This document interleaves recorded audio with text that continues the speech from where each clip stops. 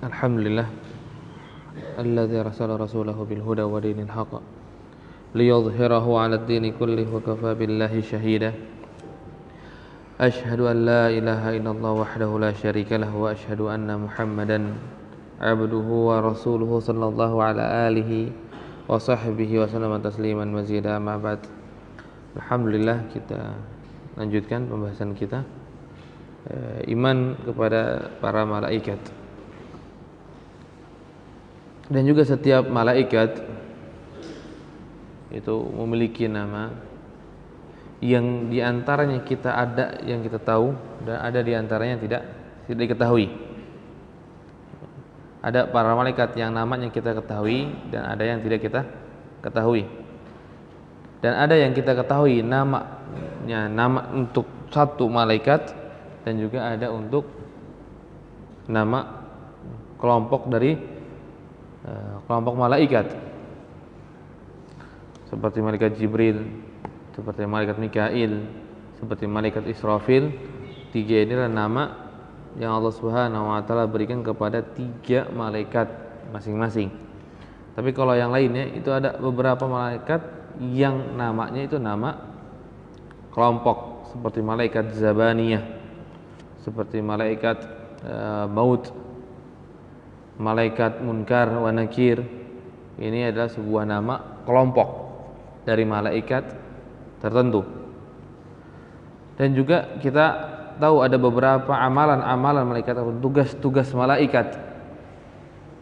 Ada tugas malaikat yang menjaga pintu surga, ada yang pintu neraka, ada yang nanti menyiksa di neraka, ada yang mencabut nyawa, kemudian ada yang mencatat amal kebaikan atau amal buruk di masa hidupnya. Dan ada malaikat yang senantiasa menemani kita. Ada malaikat yang tugasnya menyampaikan salamnya umat Nabi Muhammad sallallahu alaihi wasallam kepada Nabi Muhammad. Kemudian ada malaikat yang tugasnya mencari majelis ilmu yang akan menurunkan atau membentangkan sayapnya. Ini tugas-tugas malaikat. Dan juga ada malaikat yang tugasnya tawaf saja di Baitul Izzah. Ada yang tugasnya hanya ibadah di dekat Baitul Izzah. Dan hanya ada yang tugasnya bertasbih, bertahmid, tahlil di Baitul Izzah. Dan juga ada yang tugasnya memegang ataupun menompang arsy dengan nama Hamalatul Arsy. Malaikat Hamalatul Arsy yang jumlahnya hanya beberapa saja, hanya 6 kalau salah jumlah malaikat Hamalatul Arsy. Yang dimana ada sebuah hadis yang marfu' yang diriwayatkan oleh Imam Abu Daud dan juga Tabrani di dalam kitab Mu'jam Awsat. Maka Rasulullah sallallahu alaihi wasallam menyebutkan, "Udzina li an uhadditsa an malakin min malaikatillahi min hamalatil arsy." Maka Rasul menyebutkan, aku telah diberikan izin oleh Allah Subhanahu wa taala untuk menjelaskan ataupun untuk menggabarkan kepada kalian tentang malaikat dari malaikat-malaikatnya Allah Subhanahu wa taala yang menompang arsy. Karena ini termasuk malaikat yang paling azim, yang paling besar, yang paling agung. Yang paling besar, yang paling agung. Karena dia menompang arsy Allah Subhanahu wa taala yang begitu besar. Arsy Allah Subhanahu wa taala begitu besar. Maka beliau menyebutkan, tidak menyebutkan keseluruhan malaikat Hamalatul Arsy seperti ini. Tapi Rasulullah SAW menyebutkan hanya inna ma baina syahmati udhunihi ila atiqihi masiratu 700 am.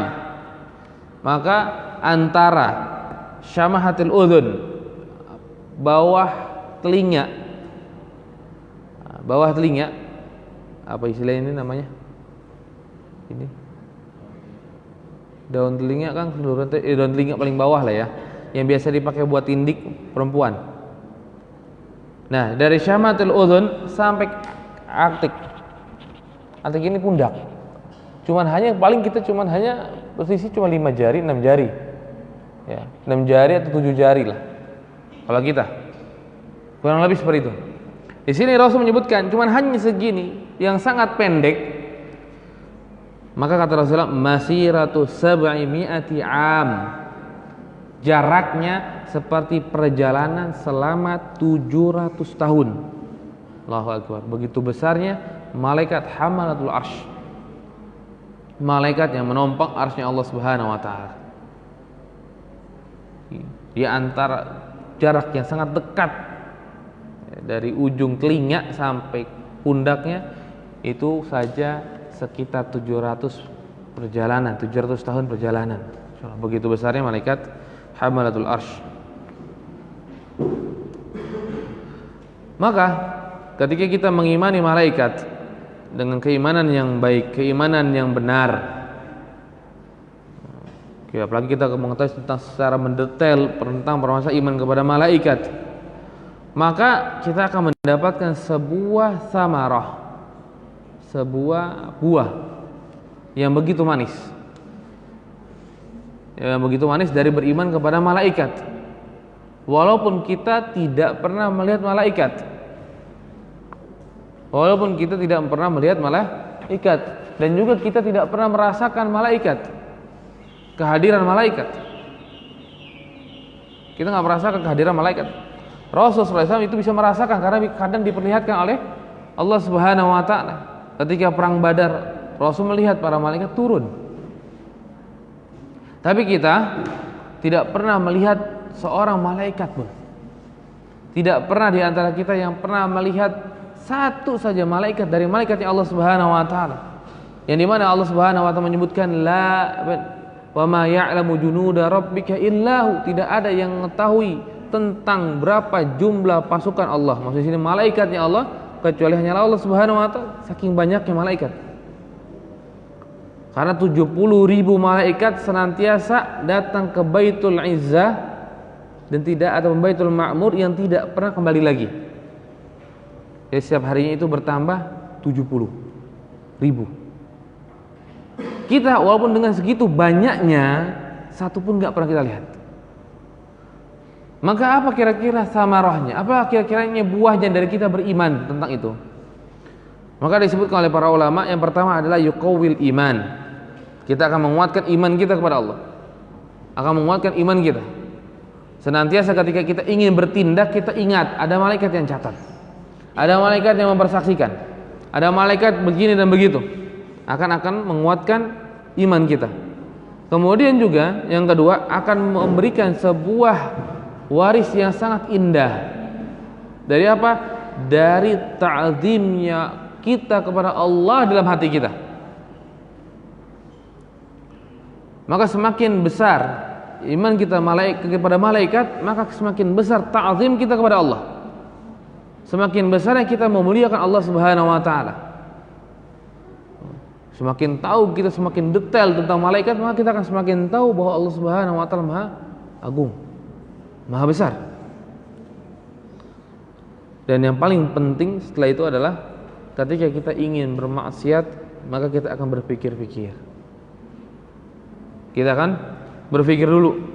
Kalau kita maksiat, maka malaikat akan lihat dan juga malaikat akan menyaksikan. Dan juga malaikat juga bisa jadi akan mencatat amalan tersebut. Akan mencatat amalan tersebut yang telah kita lakukan. Maka ini sebagian dari sebagian dari samarah, bagian dari buah beriman kepada malaikat. Buah beriman kepada malaikat.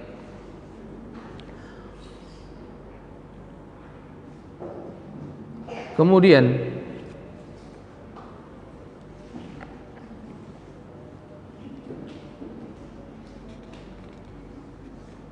malaikat adalah makhluk yang paling agung.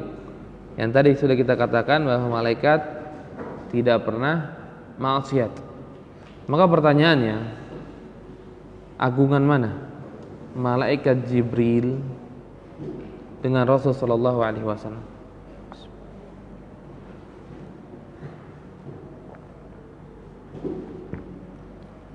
Kita sepakat bahwa malaikat Jibril adalah malaikat yang paling agung. Bahkan ketika itu satu-satunya adalah malaikat yang paling sering dipanggil oleh Allah dan diajak berbicara oleh Allah. Apalagi ketika Allah mencintai hamba di antara kita, Allah akan memanggil Jibril. Fa idza kana Allahu ahabba fulanan fanada Jibril. Ketika Allah Subhanahu wa taala itu mencintai seorang, maka Allah Subhanahu wa taala akan berfirman memanggil Jibril. Ya Jibril, datang. Dan akhirnya berkata Allah Subhanahu wa taala kepada Jibril, ya Jibril, inni ahabbu fulanan fa ahibbah. Wahai Jibril, aku mencintai orang ini, maka engkau cintailah orang ini.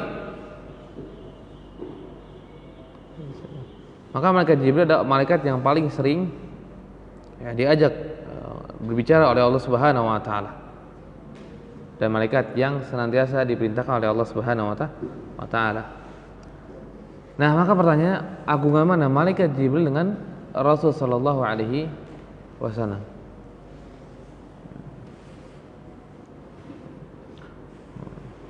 Maka di sana ada khilaf para ulama. Ada yang menyebutkan malaikat Jibril lah yang paling agung, dan ada yang menyebutkan bahwa Rasul sallallahu alaihi wasallam lah yang paling agung, dan yang paling menengah adalah yang menggabungkan antara keduanya. Malaikat Jibril lah yang paling agung di antara para malaikat, dan Rasul sallallahu alaihi wasallam adalah manusia yang paling agung di antara manusia, dan tidak bisa dibandingkan di antara keduanya karena bedanya makhluk. Karena kita nggak punya sebuah neraca untuk mana yang lebih agung, mana yang lebih mulia daripada Rasul sallallahu alaihi wasallam dengan malaikat Jibril. Maka yang paling bagus adalah mengatakan bahwa malaikat Jibril adalah makhluk yang paling agung dari makhluknya malaikat, dari jenis malaikat, dan Nabi Muhammad sallallahu alaihi wasallam adalah manusia atau makhluk yang paling agung dari jenis manusia. Dari jenis manusia. Dan ini yang paling bagus. Dan juga ada sebagian nama-nama malaikat yang sebetulnya tidak ada dalam Al-Qur'anul Karim, tapi kadung sudah tersebar di kaum muslimin.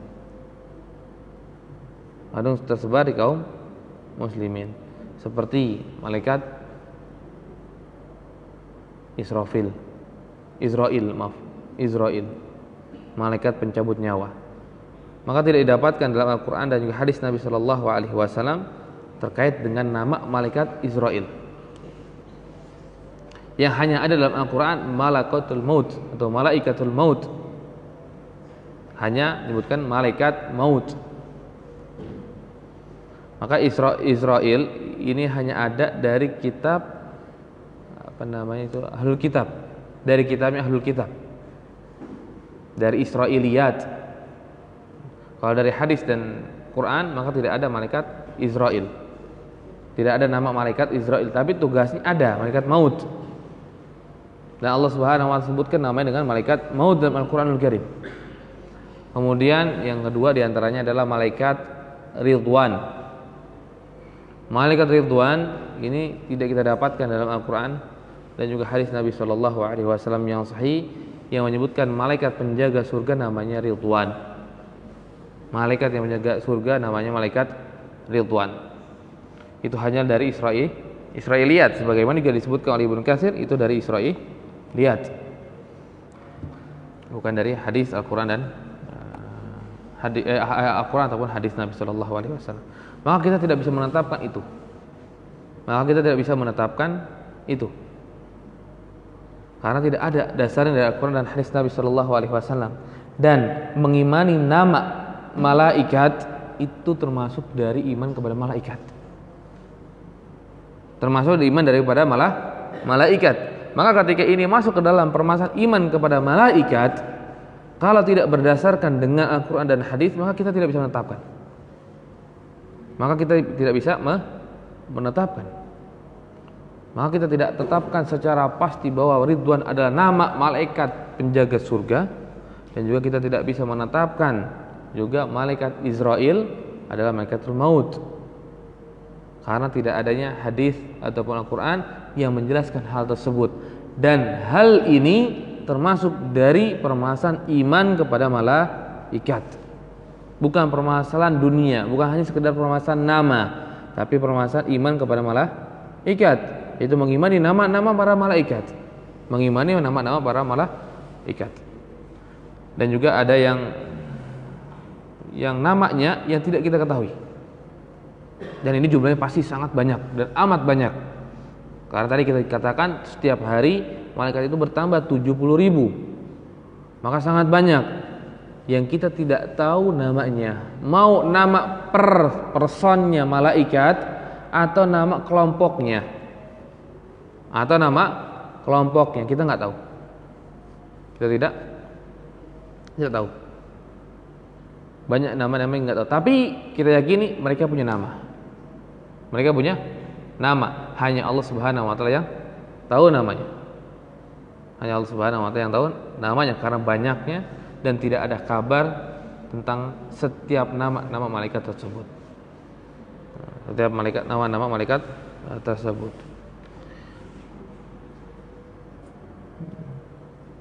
Nah, setelah kita tahu sebagian malaikat misalkan memiliki nama dengan nama-namanya, dengan tugasnya. Seperti malaikat Mikail. Itu salah satu tugasnya adalah menurunkan hujan dan jaga tumbuhan.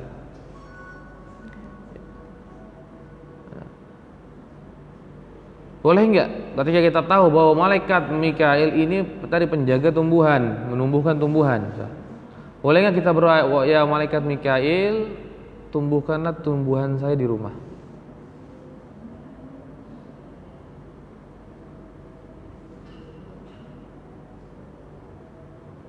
Tugasnya malaikat Mikail kan menumbuhkan tumbuhan, mengatur tumbuhan. Boleh nggak kita berdoa, ya malaikat Mikail, wahai malaikat Mikail, tumbuhkanlah jagung saya di rumah, misalnya cabai saya, pohon cabai saya.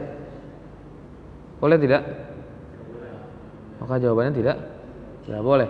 Karena walaupun mereka tugasnya untuk menumbuhkan tumbuhan seperti malaikat Mikail atau seperti malaikat yang lainnya, maka tetap tidak boleh kita meminta kepada mereka, karena mereka pun tidak bisa memberikan. Mereka pun tidak bisa memberikan karena mereka cuma hanya melaksanakan tugasnya Allah yang Allah telah berikan kepadanya. Malaikat tersebut pun tidak bisa melakukan apapun kecuali atas izin Allah Subhanahu wa taala. Maka tetap kita meminta kepada Allah. Tetap kita meminta kepada Allah walaupun mereka emang yang memegang tugasnya.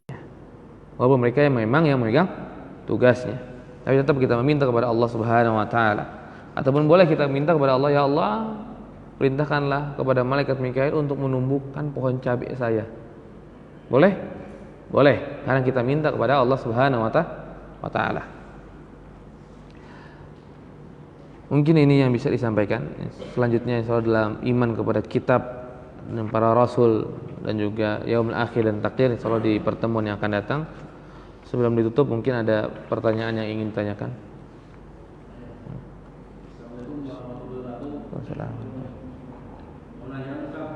Seseorang tatkala beriman kepada Allah tapi dia kita tempat kesyirikan tanpa yang tujuannya bukan untuk mengingkari atau berdakwah di situ, tapi malah menjadikan tempat-tempat kesyirikan sebagai mungkin tempat pariwisata atau kita refreshing, seperti kita piknik ke gereja, piknik ke candi-candi itu mungkin hukumnya nggak boleh. Hukumnya tidak boleh demikian. Nggak boleh kita piknik ke tempat kesyirikan. Haram. Makanya ketika ada sahabat Nabi Shallallahu Alaihi Wasallam yang bernazar menyembelih hewan kurban, menyembelih seekor hewan di sebuah tempat, nazar menyembelih kambing, kemudian di tempat A, maka Rasul saya menyebutkan apakah di sana ada tempat, di tempat tersebut apakah tempat yang senantiasa dilakukan kesyirikan, senantiasa dilakukan ritual kesyirikan. Maka jawabannya sahabat itu tidak ada. Jawabannya tidak ada. Maka Rasul baru menyebutkan, nyembelihlah engkau di sana. Maka kalau seandainya tempat tersebut adalah tempat masalah kesyirikan, maka kita tidak layak untuk refreshing tadi kan, istilahnya apa, jalan-jalan untuk ke sana. Bahkan kita pun nggak boleh jalan-jalan untuk tujuan ke masjid, apalagi ke tempat kemusyrikan.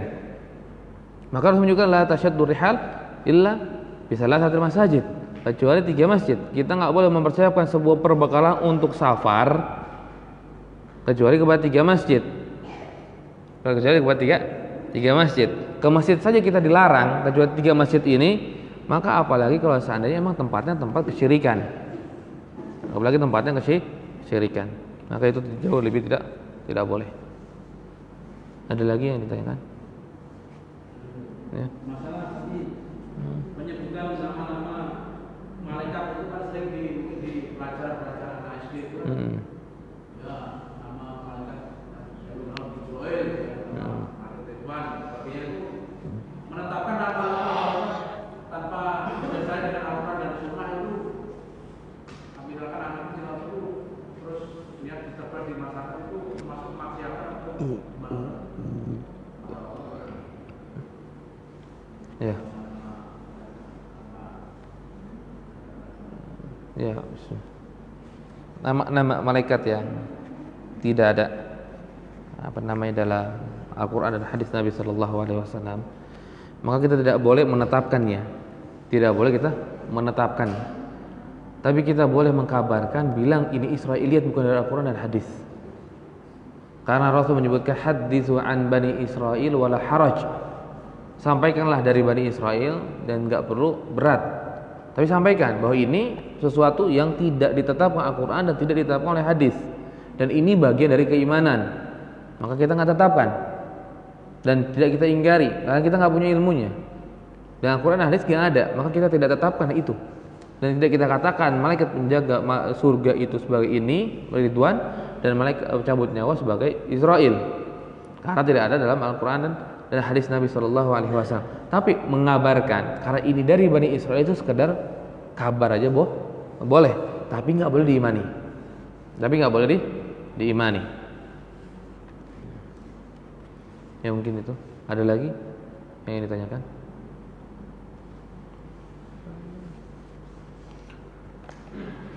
Tidak ada ya. Barakallahu fikum jami'an. Assalamualaikum warahmatullahi wabarakatuh.